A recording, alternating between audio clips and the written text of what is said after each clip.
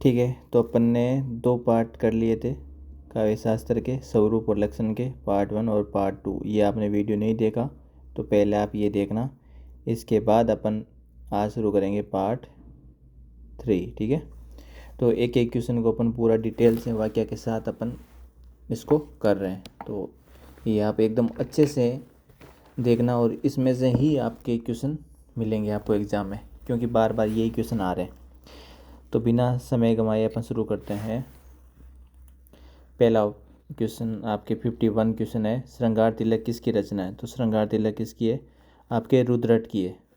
देखो यहाँ आपके भामा दे रखा है, आप सबको पता है भामा 6वीं शताब्दी के है और काव्य अलंकार इनका क्या है?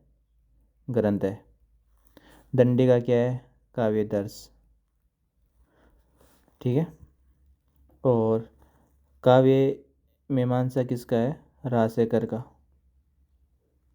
काव्य मीमांसा। क्वेश्चन नंबर 52, काव्य अलंकार संग्रह किसका ग्रंथ है? तो काव्य अलंकार संग्रह की बात करें तो आपके ये रुद्रट का है। रुद्रट आचार्य है 9वीं सदी के। और काव्य अलंकार किसका है? भामा का, ये 6वीं शताब्दी के। काव्य दर्श दंडी का 7वीं शताब्दी। और वामन का देखो इम्पोर्टेंट है, ध्यान रखना। काव्य अलंकार आपके सूत्रवृत्ति, ये किसका है? आपके वामन का, 8वीं 9वीं सदी। ये आप ध्यान रखना। ठीक है,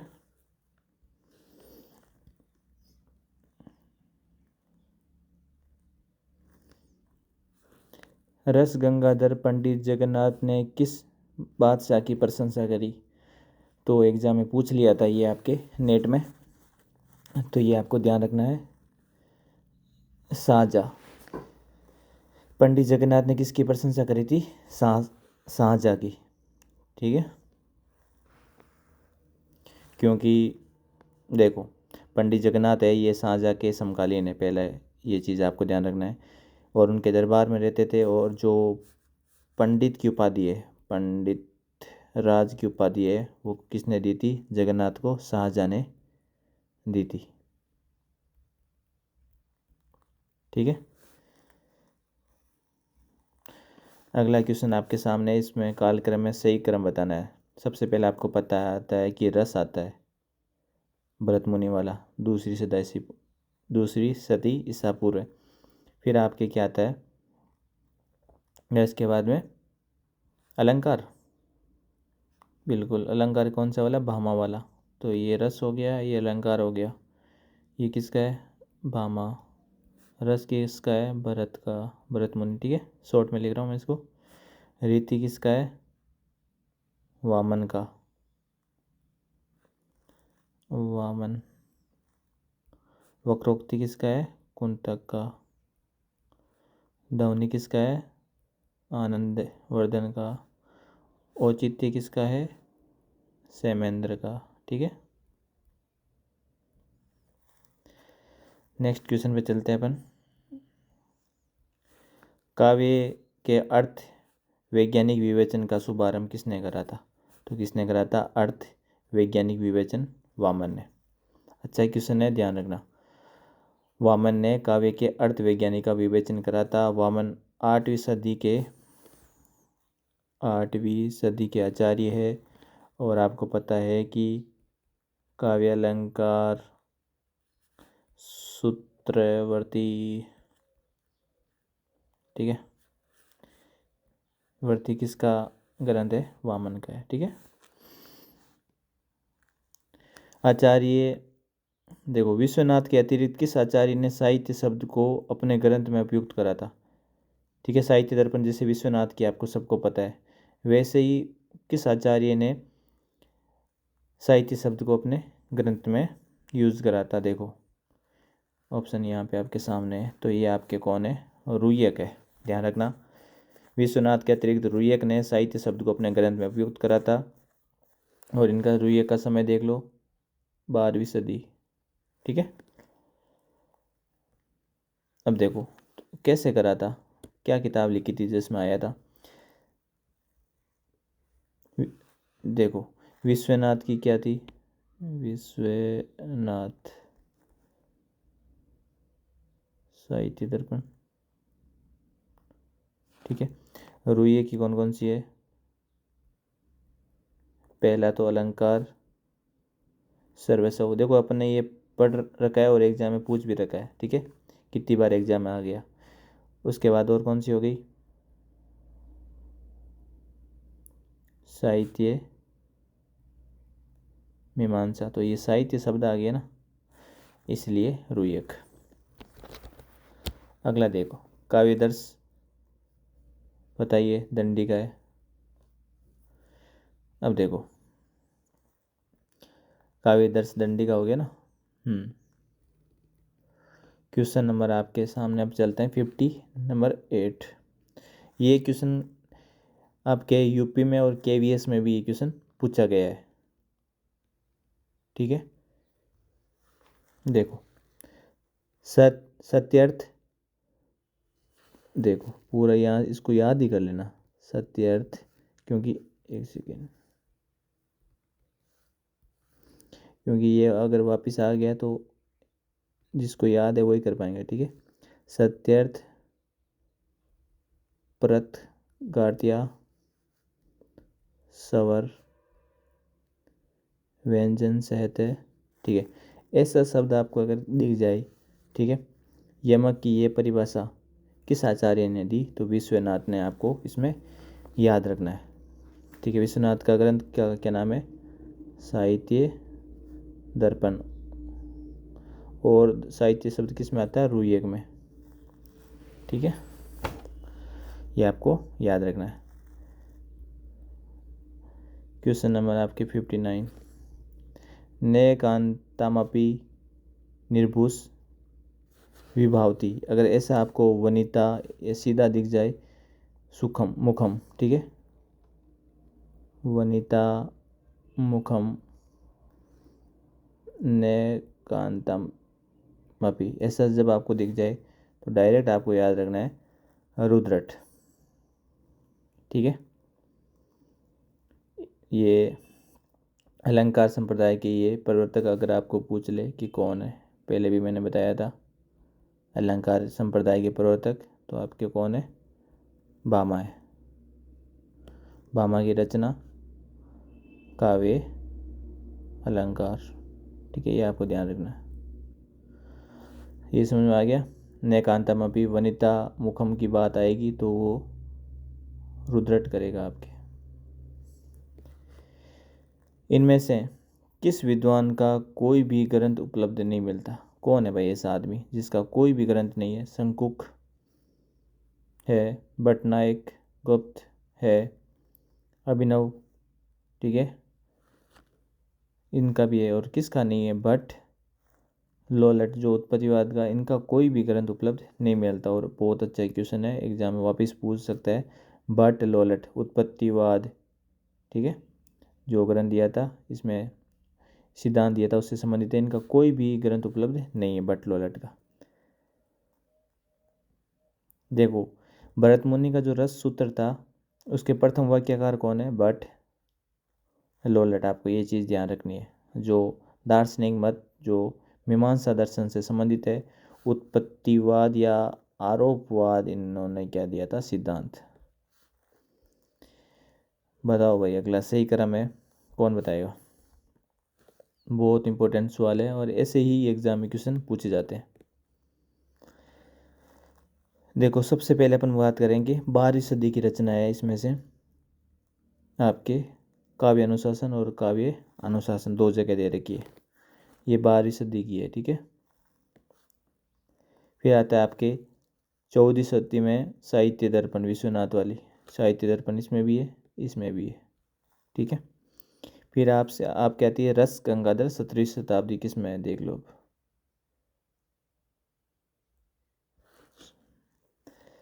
3 नंबर कौन सी आती है आपके?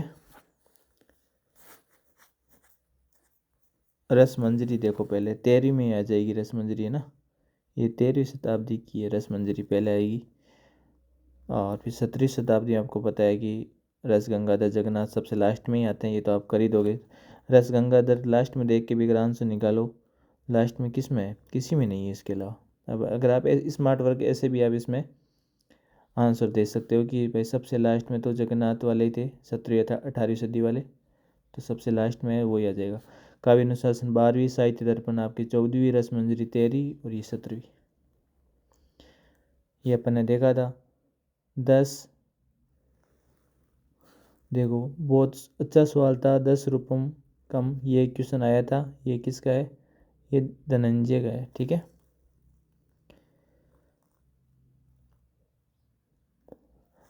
और अगर मैं आपको पूछूं कि काव्य प्रकाश किसका है, ठीक है, तो काव्य प्रकाश किसका है? आपके मम्मट का है।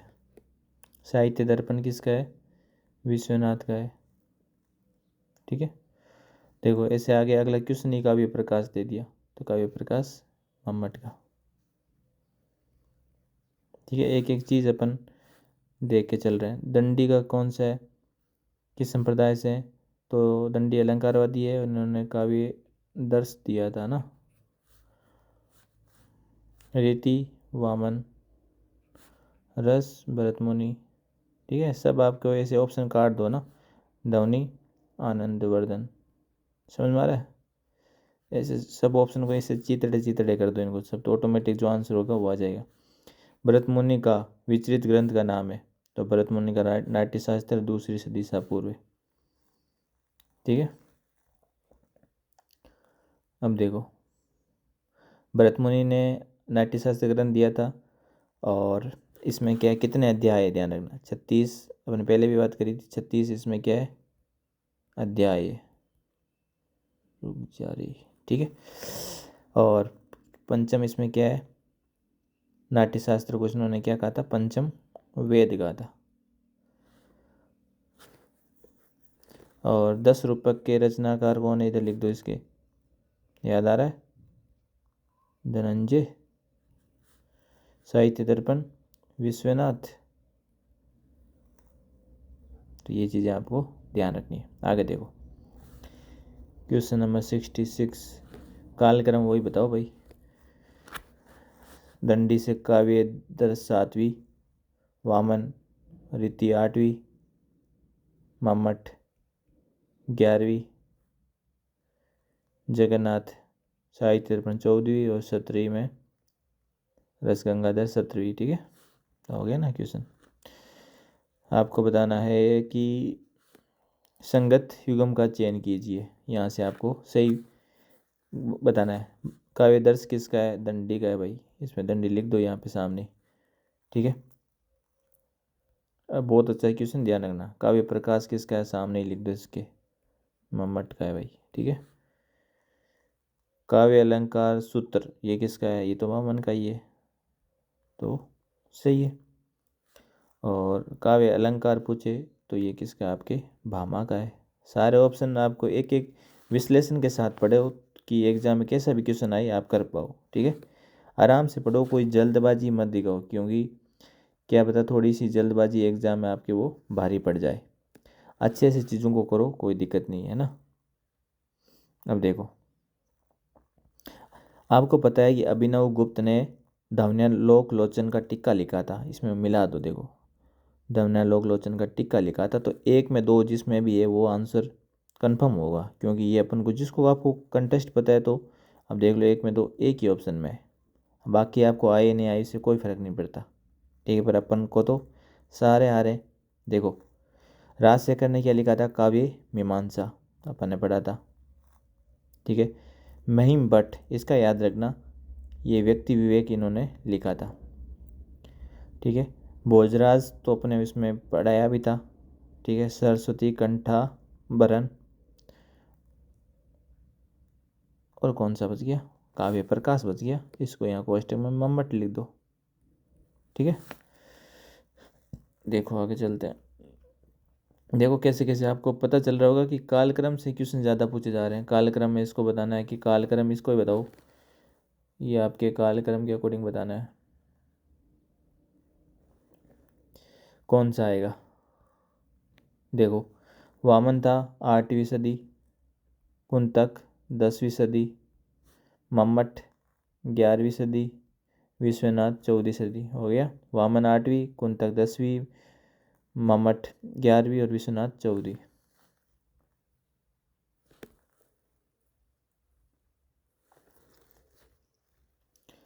अब देखो अगला क्वेश्चन, जिस प्रकार आत्मा की, ये तो सभी को आता ही है कि आत्मा की मुक्तावस्था ज्ञान है, ठीक है। और देखो जिस प्रकार आत्मा की मुक्तावस्था ज्ञान दशा, मुक्तावस्था रस दशा कहलाती है, उसी प्रकार हृदय की, तो आपको ये चीज़ें अच्छे से पता है, ठीक है, कि ये तो इसको बताने में कोई मतलब नहीं है ना, कि जिस प्रकार आत्मा की मुक्तावस्था ज्ञान दशा कहलाती है, उसी प्रकार आत्मा की मुक्तावस्था तो ज्ञान, उसी प्रकार हृदय की मुक्तावस्था क्या कहलाती है, रस दशा। ये तो अपने प्रसिद्ध शुक्ल जी है, आत्मा में तो ज्ञान, हृदय में रस। अगला बेहतरीन क्वेश्चन है, इसमें से आपको काव्य लक्षण में असत्य कथन आपको बताना है, ठीक है। पर मैं आपको एक चीज़ देखूँ, इसको मैं देखते ही आंसर बता सकता हूँ कि मैंने आपको समझाया था, देख कैसे अब क्वेश्चन आते हैं अपन इतना पढ़ने के बाद।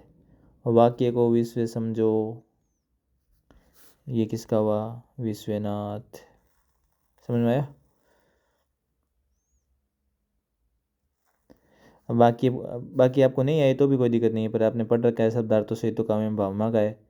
शरीर का जब भी बात आए जाए तो दंडी आ जाएगा। दोष रहित वाक्य काव्यम, ये किसका है, वामन का। दोष रहित वामन रीति से संबंधित है। दोष रहित वाक्य, ठीक है, ये वामन का। आप अगला क्वेश्चन देखो,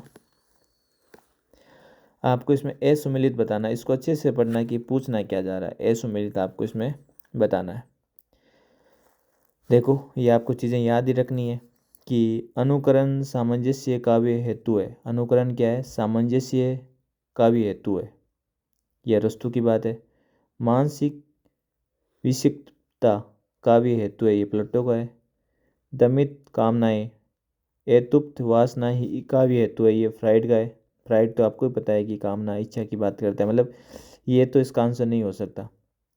विक्षिप्तता मानसिक की बात प्लेटो करता है, अनुकरण की बात अरस्तु करता है, ठीक है, ये नहीं हो सकते। मन में अभाव व हीनता की क्षतिपूर्ति काव्य हेतु है, ये अच्छा क्वेश्चन है। उदातीकरण लोजेंस की ये कथन नहीं है। देखो मन में अभाव हीनता, समझ में आ रहा है, जब भी हीनता, यार आपने, मुझे जहाँ तक मेरे को लगता है कि आपने साइकोलॉजी बहुत अच्छे से पढ़ रखी होगी, ठीक है। उसमें जैसे फ्राइड है, फ्राइड काम प्रवृत्ति की बात करता है ना, काम प्रवृत्ति, उसी प्रकार जैसे आपका एडलर है ना, वो हीनता की बात करता है। तो इतना बाकी आए नहीं आए, जब मेरे को ये दिख जाए ना तो मैं 100% कह सकता हूँ ये एडलर की बात है। बाकी मेरे को इनको इनसे कोई लेना देना नहीं है, कि यही है बस आंसर। ये होती है आपकी स्मार्ट स्टडी, कि आप की बार बार रिवीजन आपने कर रखा है, आए हुए क्वेश्चन कर रखा है, तो क्वेश्चन बाहर जाएगा कहाँ से। अगर आप ईमानदारी से इस वीडियो को देख रहे हो तो काव्य शास्त्र का कोई सा भी क्वेश्चन आपने एक बार, जितना मैं कराऊँ सारा कर लिया, इसके बाद कैसा भी क्वेश्चन दे दे आप ऑप्शन काट के भी उसका आंसर दे दोगे, ठीक है। और ये क्वेश्चन मैंने तो बनाए नहीं, और एग्जाम में आए हुए क्वेश्चन है ये। आगे देखो क्या हो गया, इसको नाराज है क्या, ये देखो आगे देखो, बना लेते हैं इसको 73। कमेंट ज़रूर करा करो यार, जो आप देखने के बाद कमेंट करते हो उससे क्या मोटिवेशन मिलता है कि इतना अच्छा कंटेंट आपको, सिलेक्शन कंटेंट आपको मिल रहा है, और आप देखने के बाद जब कमेंट नहीं करते तो एक वो डिमोटिव सी बात होती है, ठीक है। तो क्लास कैसी भी आपको लगे तो उसका कमेंट ज़रूर आप करा करो। चलो क्वेश्चन नंबर आपके 73 है, ठीक है। इसको आप एक बार देख लेना। संक्षेपा वाक्य मिष्टार्थ, ठीक है, पदावली, ये संबंधित अगर आपको ऐसा कुछ दिख जाए, ठीक है, तो आपको सीधा ध्यान रखना है, इसको याद ही कर लेना, वापस भी आ सकता है, ये अग्नि पुराण से संबंधित है। देखो अभीष्ट अर्थ को संक्षेप में प्रकट करने वाली अविच्छिन्न पदावली अलंकार गुण हो और दोष रहित हो वो काव्य है। ये किसने बात की थी? आपके अग्निपुराण पर। इसको पकड़ने के लिए आप पदावली शब्द ध्यान रखना, ठीक है। अग्निपुराण की बात ये है, ठीक है। आगे देखो भाई, 74 क्वेश्चन नंबर आपके सामने है कि इसमें भी आपको क्या बताना है? असुमेलित कथन इसमें बताना जो गलत है। देखो,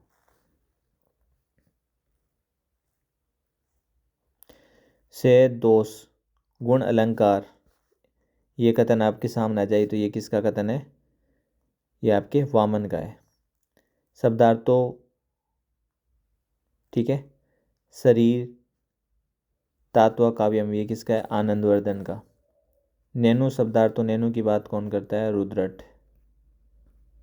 और तद दोषो, ये समेंद्र का नहीं है। तद दोषो याद करो, तद दोषो शब्दार्थों, तद मैंने बताया था सब नाम आ जाए तो आपको क्या करना है? मम्मट याद करना है। जिसने आपने पार्ट 1 पार्ट 2 ये आपने नहीं देखे तो पहले अच्छे से उनको देख लेना, ठीक है। बार बार मतलब वही क्वेश्चन रिपीट हो रहे तो यहाँ पे आप मम्मट लिख दो, ठीक है। शब्दार्थों सही तो वक्राति, वक्रोक्ति, वक्रोक्ति सिद्धांत कौन तक का? औचित्य सिद्धांत सैमेंद्र का, ठीक है। शब्दार्थों सहित वक्राति, ठीक है।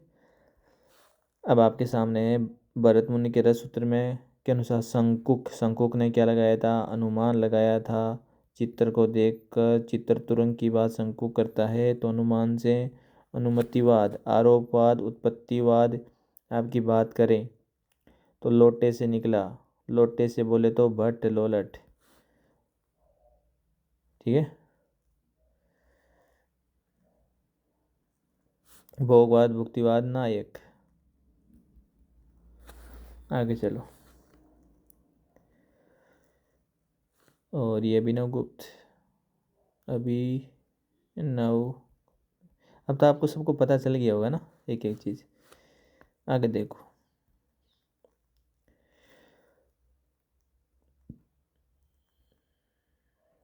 वापिस बोल देता हूँ। अभिनव गुप्त ने अभिव्यक्तिवाद दिया था, नायक ने भुक्तिवाद भोगवाद दिया था, शंकुक ने अनुमतिवाद अनुमानवाद दिया था, भट्ट लोलट ने उत्पत्तिवाद दिया था, ठीक है। अगला है त्रितेमिद व्याप्रियते शक्ति। अगर ऐसी आपके सामने व्युत्पत्ति अभ्यास ऐसी आपके सामने बातें आ जाए तो ये कथन किसका है? रुद्रट का है। रुद्रट आपको पता है कश्मीर के रहने वाले निवासी थे, 9वीं सदी ईसा पूर्व। और रुद्रट का ग्रंथ का नाम भी क्या था? काव्य अलंकार, ठीक है। कितने अध्याय थे इसमें? 16 अध्याय। इसमें ऑप्शन और दे दे, ऑप्शन कार्ड देख लो। मम्मट किसका है? क्या लिखा मम्मट ने? काव्य प्रकाश। जयदेव लिखा है इसने, जयदेव ने क्या लिखा था? गीत गोविंद, ठीक है। और चंद्रालोक लोक, और भामा इसका भी क्या है? काव्य अलंकार, ठीक है। रुद्रट भामा काव्य अलंकार, रुद्र इसका भी काव्य अलंकार। जहाँ पे भी शक्ति व्युत्पत्ति त्रि देमिद नाम आ जाए तो ध्यान रखना रुद्रट फिक्स है इनके, ठीक है, चेंज नहीं होते ये। क्वेश्चन नंबर 78 आपको कालक्रम सही पे अंडरलाइन कर लेना, सही बताना है। देखो, बहुत ही अच्छा क्वेश्चन है और आपको एकदम मज़ा सा आ जाएगा इस क्वेश्चन में, ठीक है। सबसे पहले अपन बात करते हैं, बता देता हूँ, रस मीमांसा, ठीक है। रस मीमांसा का कालक्रम है 1949, ठीक है, आज़ादी के 2 साल बाद। किसका है रस मीमांसा? आपके शुक्ल रामचंद्र, ठीक है। फिर आता है शिवदान वाला। शिवदान का क्या है भाई जी? शिवदान सिंह चौहान। ठीक है। आलोचना के मान एकीकरण के 2 साल बाद। ठीक है, तो देख लो, रस मीमांसा 49, आलोचना के मान शिवदान सिंह चौहान हो गए। फिर आता है आपके नई कविता नंद दुलारे वाजपेयी की है ना। कब थी ये? 1973। नंद दुलारे चल जा रे, नंद दुलारे वाजपेयी। ठीक है, नई कविता 1973 में। ये हो गया, नई कविता ये हो गया। फिर आता है नई कविता और जब अस्तित्ववाद आ जाए, तब आपके 1978 में रामविलास शर्मा, इन्होंने नई कविता और अस्तित्ववाद, ध्यान रखना ये। तो इसका कथन सेकंड नंबर इसका आंसर आ जाएगा। अब अपन बात करते हैं कि काव्य की पूर्ण अनुभूति के लिए कल्पना का व्यापार कवि और श्रोता दोनों के लिए अनिवार्य है। देखो, कवि और श्रोता, कवि जो रचना कर रहा है, श्रोता जो सुन रहा है। काव्य की पूर्ण अनुभूति अगर करनी है तो कल्पना का व्यापार किसके लिए होना चाहिए? कल्पना का व्यापार दोनों के लिए होना चाहिए। दोनों की बात शुक्ल करता है। ठीक है, ये आपको याद रखना है। अच्छा क्वेश्चन है, रिपीट हो सकता है। वही है, आत्मा से शुक्ल की बात, ज्ञान हृदय से बात, रस तभी तो आएगा। अगला देखो, सौंदर्य की वस्तु सत्ता होती है। सौंदर्य की वस्तुतः सत्ता होती है, इसीलिए ये शुद्ध सौंदर्य नाम की कोई चीज़ नहीं होती। देखो, ये राम जी कहते हैं कि भाई शुद्ध सौंदर्य जैसी कोई चीज़ नहीं होती, शुद्ध सौंदर्य नाम की कोई चीज़ नहीं होती। ये आपके रामविलास जी शर्मा जी कहते हैं। ठीक है, आपको याद रखना है। जब भी एग्ज़ाम, कभी भी लाइफ में आपको शुद्ध सुंदरता का बात आ जाए, तब आपको यहाँ से ध्यान हटकर डायरेक्ट रामविलास शर्मा के तरफ जाना चाहिए। ठीक है, आत्मा की जब भी आ जाए, आत्मा की मुक्त अवस्था जब शुक्ल आ जाएगा। ठीक है, और तो आपके क्या बचा है? नंद दुलारे वाजपेयी, और ध्यान रख लेना कि उसमें क्या आएगा कि मनुष्य मात्र में स्वभावतः अनुरूप। ठीक है, भावो उच्छ्वास शब्द जब भी आपको दिख जाए, भावो उच्छ्वास शब्द, तो वो किसका है? नंद दुलारे वाजपेयी का है। चलो आगे चलते हैं अपन आगे वाले क्वेश्चन में। 81 आपके क्वेश्चन सामने है। ठीक है, सारे एग्जाम में आए हुए क्वेश्चन ही है। ठीक है, ध्यान रखना है इसमें। लोक वर्तानुकरण नाट्य, अगर ऐसा आपके सामने कभी दिख जाए तो डायरेक्ट आपको समझ लेना कि ये किसका कथन है? आचार्य भरत मुनि का। पूरा लिख लेना इसको। तो याद रखना यहाँ पे लोक वर्तानुकरण। और वैसे भी आपको पता ही है कि नाट्य शास्त्र नाम आ रहा है तो और कुछ देखने की ज़रूरत है आपको है ही नहीं। नाट्य शास्त्र 2री सदी सा पूर्व है। ठीक है, इसमें ऑप्शन आपको अपन और बात कर लेते हैं कि रामचंद्र गुण बद्र किसकी बात करते हैं? ये वाला 1 नंबर ऑप्शन की। इसमें ये कहता है सुख और दुख की बात करता है कि रस को क्या है? हैप्पी, हैप्पी स्माइल बना दूं ऐसी, ये हैप्पी। और रस क्या है? दुख, ये बैड। ऐसा बन गया ना। रामचंद्र गुणबंदर ऐसी बात करता है कि आपके दिमाग में क्या है? फैंटेसी जो इमेज है वो ज़्यादा क्लियर रहेगी। अरे यार, क्या ही करें इसका। ठीक है, समझ गए होंगे आप, है ना। आगे देखो, और जब प्रतिमा अपूर्व वस्तु जैसे कोई बात आ जाए सामने, तो वो आप समझ आना वो अभिनव गुप्त है। प्रतिमा अपूर्व वस्तु। ठीक है, अभिनव गुप्त है। और तो क्या बचा, बस ये आप क्यों मोटा मोटी यही पूछते हैं एग्जाम, ये ध्यान रखना आप। काव्य मीमांसा जब भी आ जाए तो समझ लेना राज शंकर का है, ठीक है। इसमें भामा भी दे रखा है। भामा ऑप्शन जब काव्य अलंकार आएंगे तो 6ठी सदी ईसा पूर्व है। राज शंकर आए तो 8वीं 9वीं 8वीं मान लो, ठीक है। दंडी आए तो 10वीं, दंडी की कौन सी थी, 7वीं सदी ईसा पूर्व, ठीक है। क्या दिया था, काव्य दर्श। श्रृंगार तिलक ध्यान रखना किसकी है, श्रृंगार तिलक रुद्रट की है और 10वीं सदी वाला, ठीक है। अब देखो कितना अच्छा है। उत्पत्ति होती है लोटे से, भट्ट लोलट, देख लो भट्ट लोलट।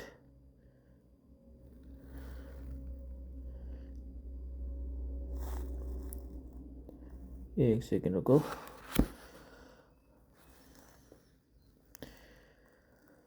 आपको इसमें मिलान करना है, ठीक है।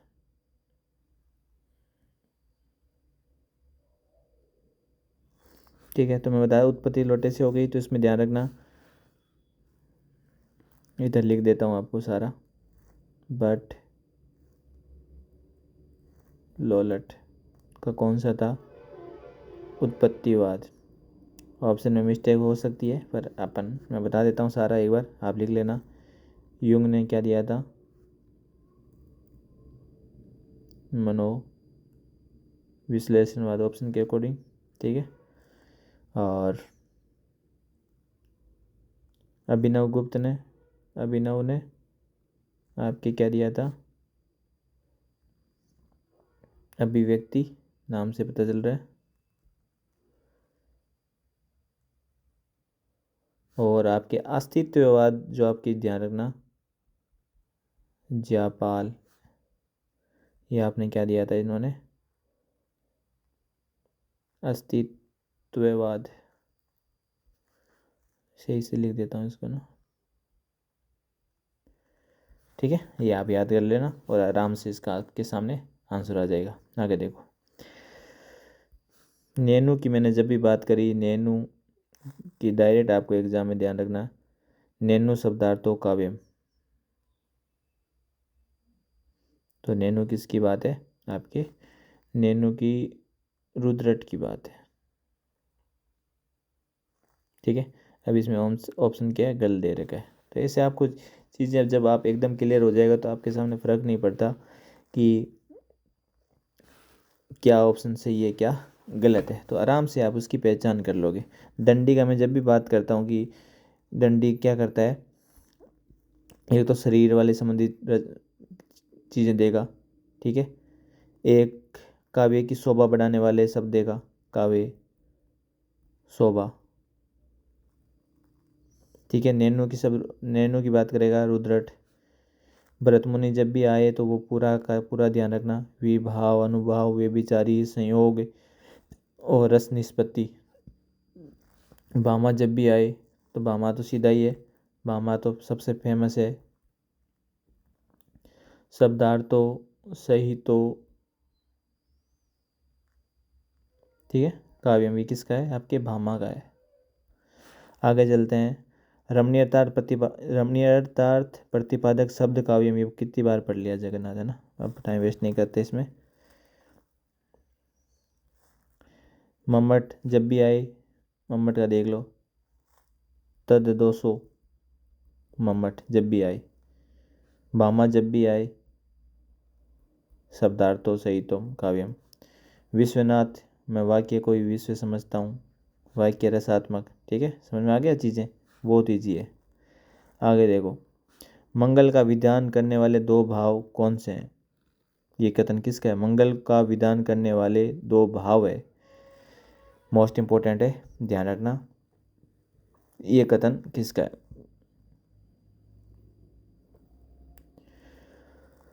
ये आपके कथन है शुक्ल जी का। शुक्ल जी कहते हैं कि मंगल का विधान करने वाले दो भाव है, और क्योंकि लोक मंगल की बात कौन करते हैं, शुक्ल जी करते हैं। अभिव्यक्तिवाद अभिनव गुप्त, यहीं पे लिख दो। ठीक है, 87 देख लो, ऑप्शन मिल जाएगा, नहीं तो ये रहा। काव्य शास्त्र के नामकरणों के बारे में आपको बताना है। ठीक है, वापिस में अब लिखने की कोई ज़रूरत नहीं है। अभिव्यक्ति पूछे तो अभिनव गुप्त, उत्पत्ति पूछे लोलट, अनुमति पूछे तो शंकुक, ध्वनि पूछे तो आनंदवर्धन। ठीक है, अब इनके काव्य शास्त्र के बारे में ऐसे तय कथन आपको अपन को बताना है।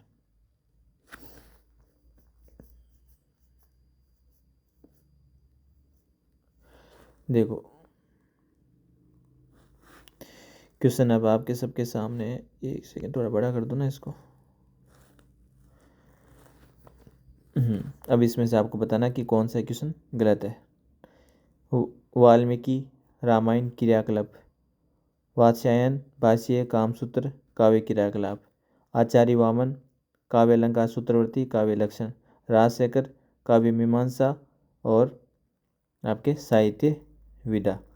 तो आप सबको पता है कि आचार्य वामन का अपन बात करते हैं, इसका आंसर क्या हो जाएगा आपके 3 नंबर। आचार्य वामन काव्य अलंकार सूत्रवर्ती अलंकार शब्द शास्त्र का प्रयोग किया। ठीक है, काव्य लक्षण शब्द का प्रयोग किसने करा था? आपके दंडी ने करा था।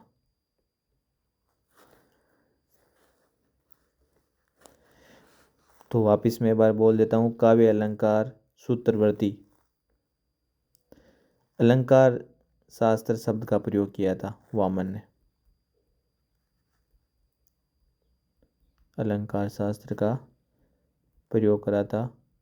और दंडी ने क्या करा था? काव्य लक्षण शब्द का प्रयोग। ये काव्य लक्षण के संबंध में पूछ रहा है, काव्य लक्षण के संबंध में ये प्रयोग किसने करा था? तो दंडी ने करा था। राजशेखर का सही है काव्य मीमांसा साहित्य विद्या में, वाल्मीकि रामायण क्रियाकलाप में, वात्स्यायन भाष्य कामसूत्र काव्य कलाप में। ठीक है, अगला क्वेश्चन आपके सामने, रचनाकार और रचनाओं का कौन सा विकल्प सही नहीं है वो आपको बताना है।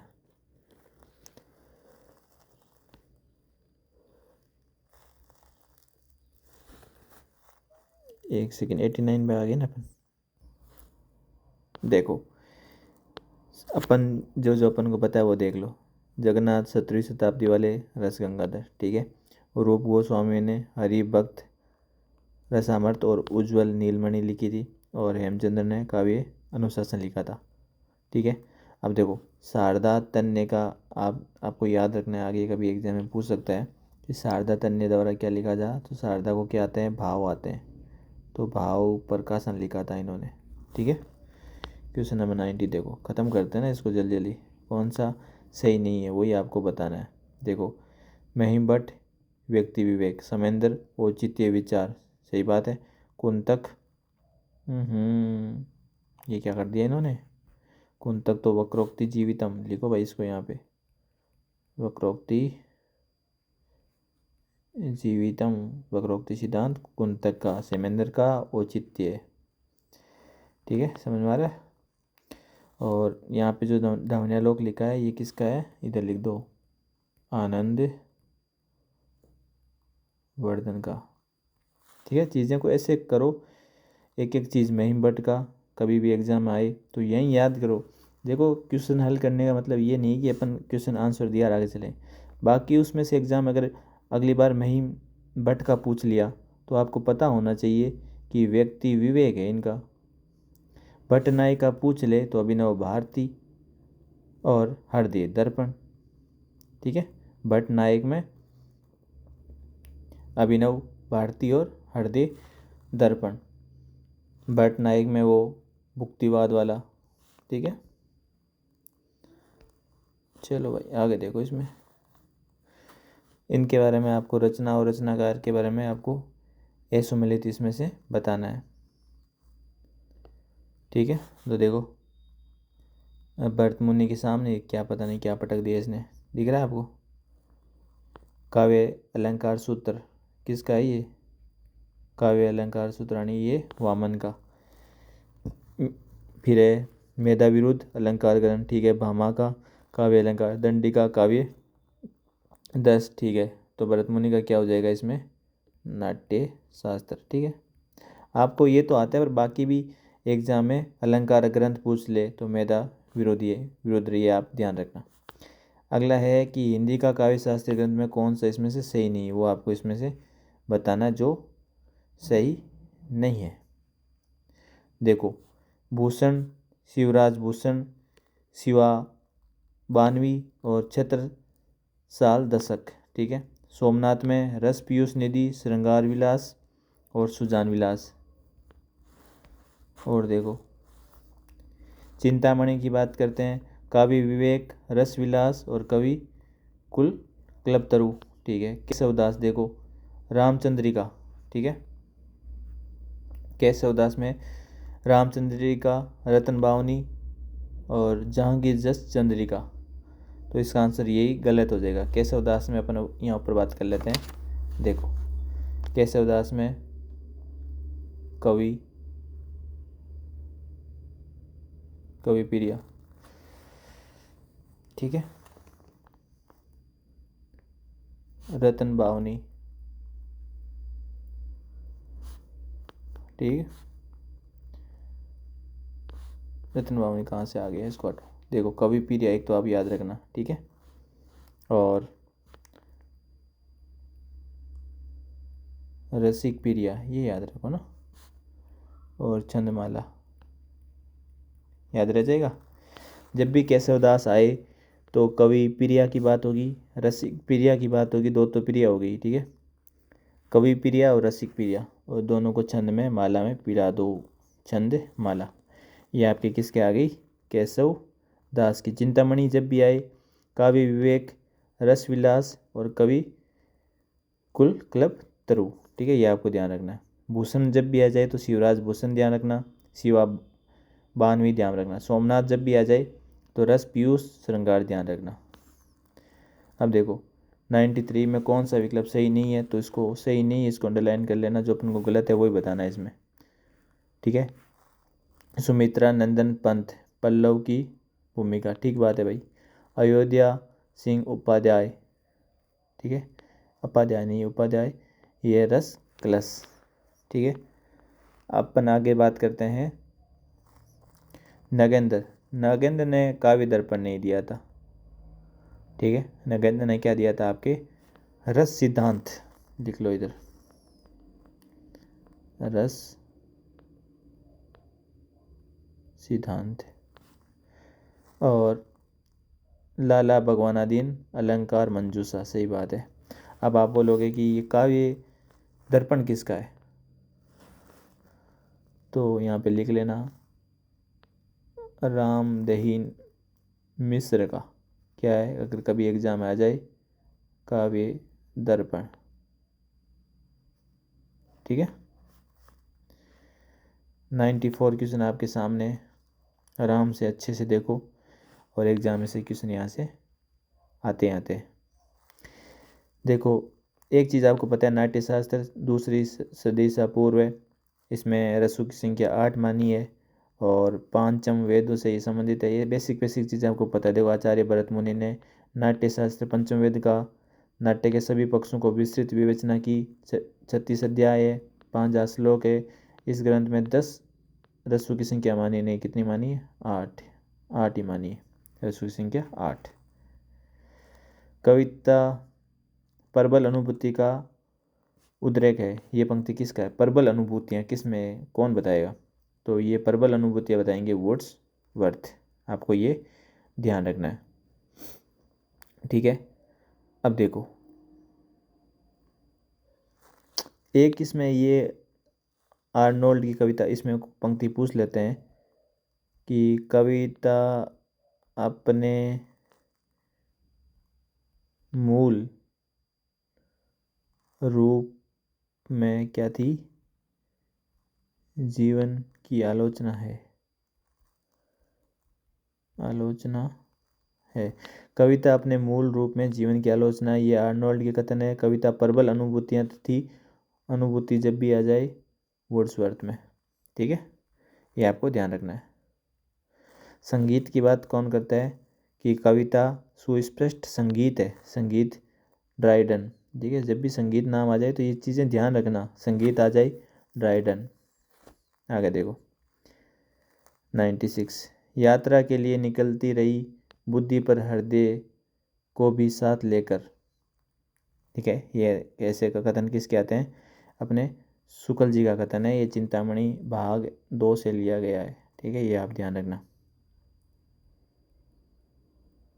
वापिस बोलता हूँ कि यात्रा के लिए निकलती रही बुद्धि पर हृदय को भी साथ लेकर, निम्न से लिया गया है। हर आत्मा की मुक्तावस्था ज्ञान, हृदय की मुक्तावस्था रस। ठीक है, मोस्ट इंपॉर्टेंट है भाई, ध्यान रखना। जीवन और जगत की अभिव्यक्ति ही कविता है, शुक्ल जी बताते हैं। कविता ही मनुष्य के हृदय को स्वार्थ संबंधी चीजें आती है, तो भी ये कथन किसका है? आपके शुक्ल जी का है। नेक्स्ट क्वेश्चन, नगेंद्र ने काव्य के लिए आवश्यक बताया, क्या बताया? रमणीय अनुभूति, उक्ति वैचित्य, ठीक है, छंद, ये पूरा ऐसे लिख लेना इसको ना, छंद या उपयोग सभी सारे ही सही है भाई, है ना। नगेंद्र ने लिए रमणीय अनुभूति, उक्ति वैचित्र्य के साथ साथ इसमें क्या छंद को भी महत्वपूर्ण माना है। कौन सा क्रम सही है बता दो भाई, देख लेना आप पूछा है या नहीं पूछा है, यही एग्जाम में गलती होती है। सही क्रम नहीं है, इन चीज़ों को बहुत जोर देना ना, हर चीज़ वैसे अंडरलाइन कर लिया और नहीं है तो अपना दिमाग में रहेगा, वो बोला करा है, जो सही नहीं है वही बताना है। देखो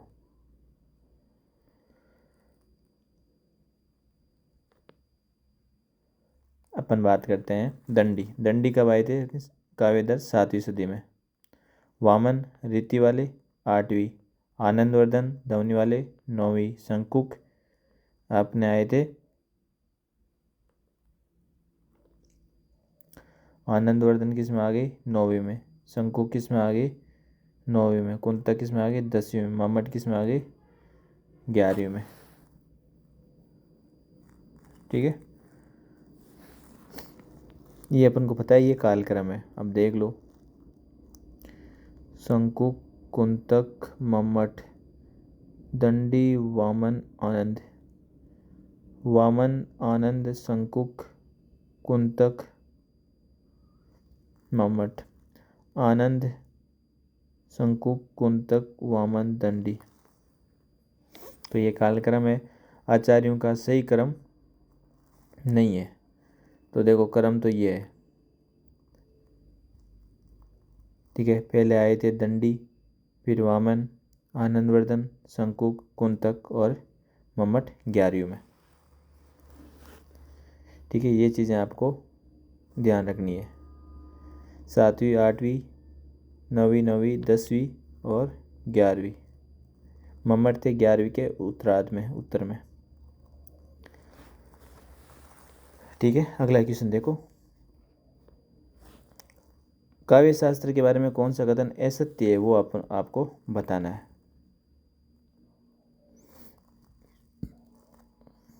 असत्य कथन आपको बताना है। इसमें कौन से? काव्य शास्त्र का उद्गम वेदों से हुआ है। 6वीं से 9वीं शताब्दी में इसका नाम अलंकार शास्त्र था। ठीक बात है भाई। राजशेखर ने काव्य शास्त्र का साहित्य दर्पण नाम दिया। ठीक है, दंडी ने इसे काव्य लक्ष्य नाम दिया था, और ये क्वेश्चन एग्जाम में भी अभी देखा था अपन ने, उसमें दंडी की जगह और कुछ दे दिया था। दंडी ने इसे काव्य लक्ष्य नाम दिया था काव्य शास्त्र को। ठीक है, काव्य शास्त्र नामकरण आचार्य, ये क्या मतलब है यार? काव्य शास्त्र नामकरण आचार्य, देखो काव्य शास्त्र आचार्य, ये नामकरण किसका है आपको ध्यान रखना है, ये भोजराज का है। ये एग्जाम में वापस पूछ सकते हैं। भोजराज का समय कौन सा है? 11वीं सदी।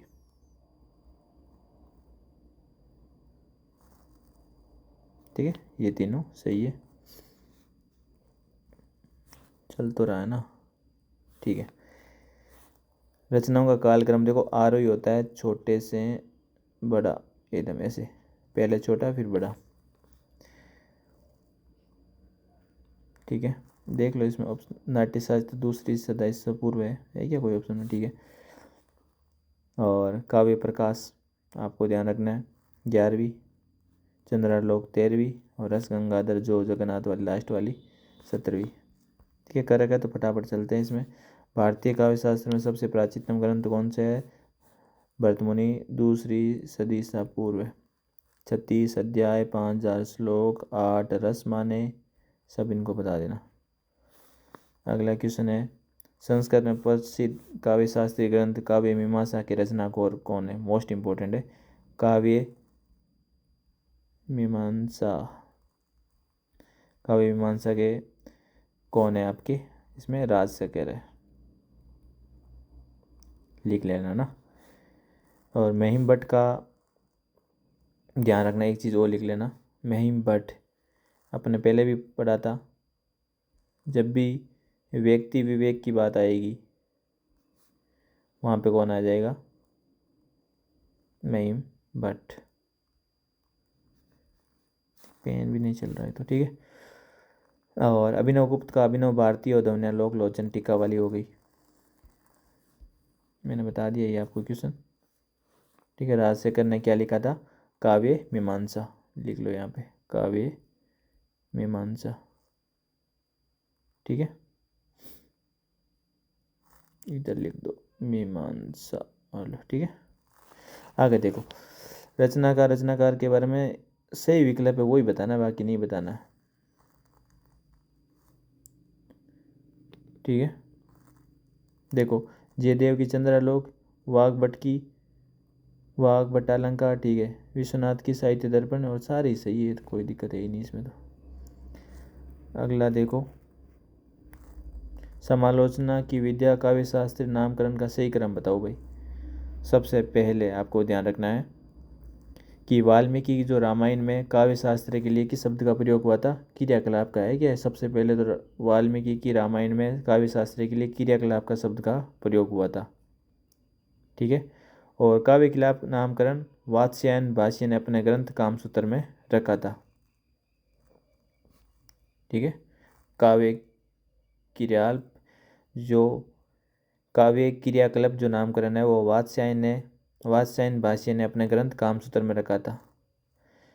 और फिर आपको पता है कि जो काव्य लक्षण नाम है वो दंडी ने दिया था 7वीं सदी में काव्य लक्षण के लिए, ठीक है। और फिर आपको पता है कि अलंकार शास्त्र में भामा, रुद्रट, उद्भट, वामन, इन्होंने अलंकार शास्त्र नाम दिया था, ठीक है। और फिर क्या है, साहित्य विद्या का नाम राजशेखर ने अपने ग्रंथ काव्य मीमांसा में साहित्य विद्या नाम दे दिया। फिर धीरे धीरे चल के काव्य शास्त्र सबसे इम्पोर्टेंट 11वीं सदी में इतिहास रच दिया था, किसने? भोजराज ने।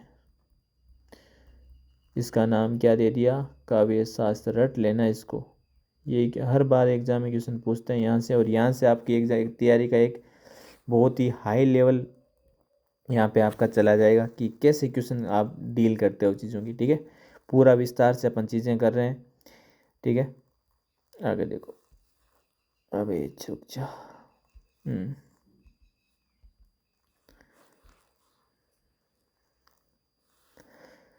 क्वेश्चन ये हो गया। फिर आपके आता है काव्य शास्त्र नामकरण किसकी देन है? देखो वापस आ गया ना, ये क्वेश्चन बार बार रिपीट हो रहे हैं, तो भोजराज की। आगे देखो,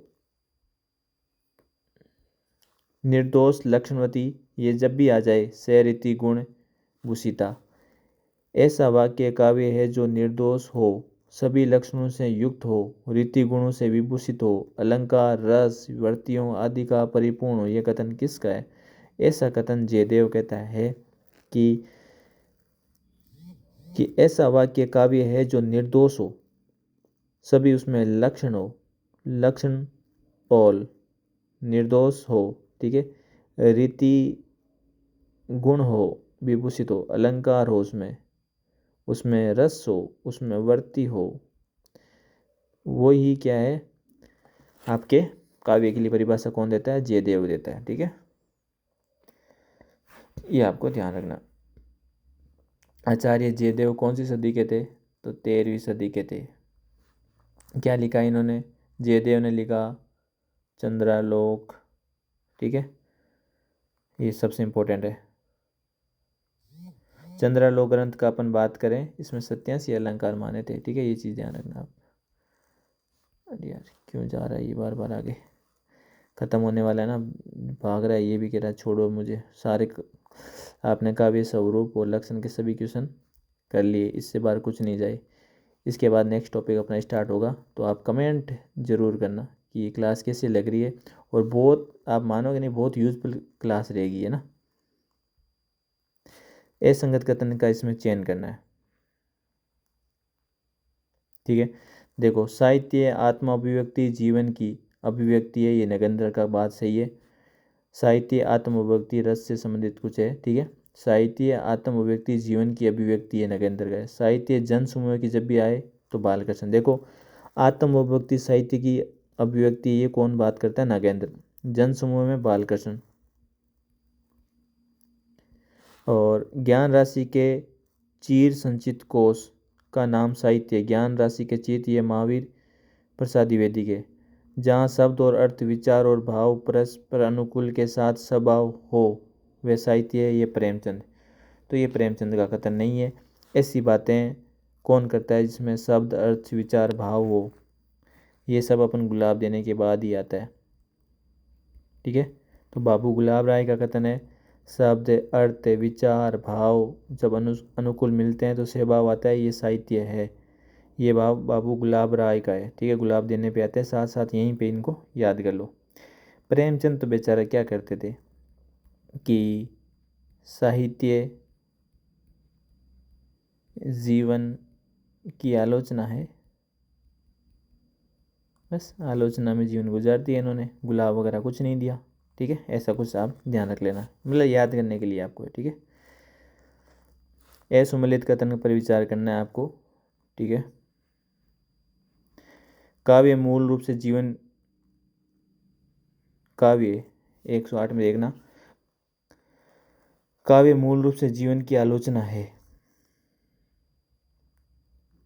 बहुत इंपॉर्टेंट है, इसको ध्यान से समझ लेना। प्रेमचंद ने क्या कहा था? साहित्य जीवन की आलोचना। जो अपना साहित्य है वही क्या है? जीवन की आलोचना है। ये किसका था? प्रेमचंद का।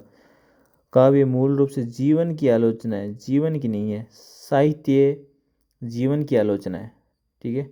काव्य मूल रूप में जीवन की आलोचना है, ये कथन किसका था? काव्य मूल रूप में जीवन की आलोचना है, ये अपने पढ़ा भी था, ये आर्नोल्ड ने कहा था। देखो कितना अच्छा क्वेश्चन है, ठीक है।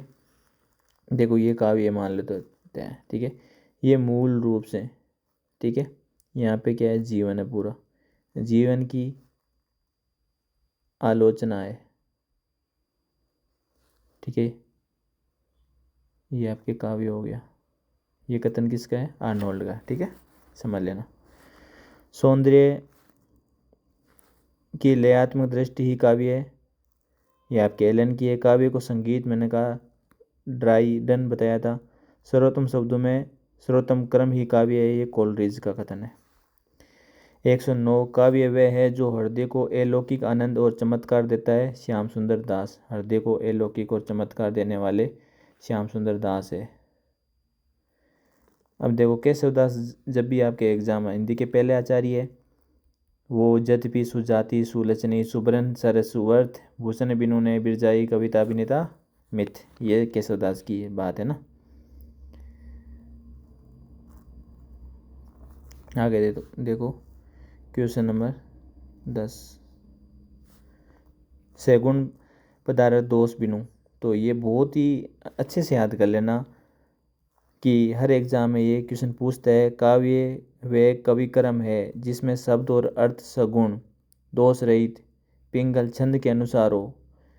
और सोमनाथ से पहले आचार्य है जिन्होंने काव्य में छंद का समावेश करा। काव्य में छंद का समावेश करने वाले कौन है? सोमनाथ है। और काव्य को कवि क्रम मानते हैं। सगुण पदार्थ दोष बिनु, पिंगल। जब भी पिंगल शब्द है, पिंगल से आप इसको याद कर लेना। पिंगल शब्द छंद लाने वाले काव्य में पहले कौन है? सोमनाथ ही है। तो आपको याद हो जाएगा ना, ठीक है। आगे देखो,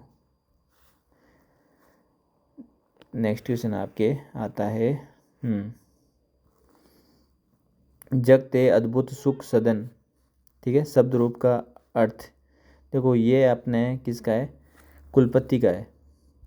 अलौकिक आनंद को देने वाले शब्द और अर्थ काव्य है, ठीक है ना। ये अच्छे से दो परिभाषा है जो अपने पढ़ी है। जगते अद्भुत, अद्भुत सुख, सदन कौन देगा, जो कुल का पति होगा, कुलपति, ऐसा कुछ कर लेना।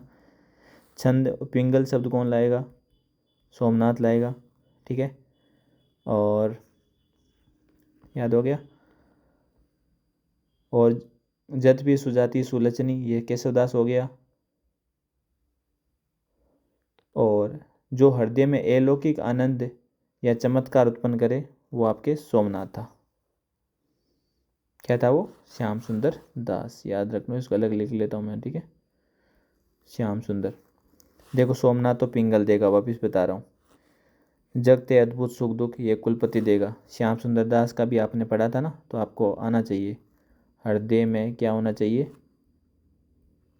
तो एक एक चीज़ को बहुत आराम से अपन कर रहे हैं, तो कोई जल्दबाजी मत करना, आगे आगे मत बढ़ना। आनंद या चमत्कार, ठीक है। ये कथन श्याम सुंदर दास का हो गया।